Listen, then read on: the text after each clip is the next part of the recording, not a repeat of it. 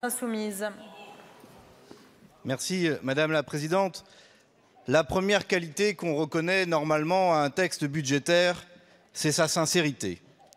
Et force est de constater que sur ce projet de loi de programmation des finances publiques, comme d'ailleurs sur le projet de loi de finances pour 2023, le compte n'y est pas. Le budget que vous nous présentez est un budget insincère et même, osons le mot, mensonger. Mensonger car il repose sur des projections, des hypothèses de croissance et d'inflation qui sont loufoques. Personne ne peut penser que l'inflation sera seulement de 4% l'année prochaine. Personne ne peut raisonnablement affirmer que la croissance sera à 1%. Tout le monde sait, tous les prévisionnistes le disent, l'inflation sera plus forte et la croissance plus faible, si tant est même qu'il y ait croissance et non pas récession. À partir de ce moment-là, et vu que les projections pour l'année prochaine sont fausses, tout le reste de la trajectoire est faussé.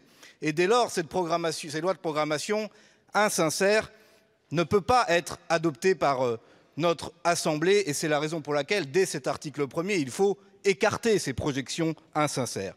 Ce qui restera, après cette insincérité, c'est l'austérité que vous prévoyez.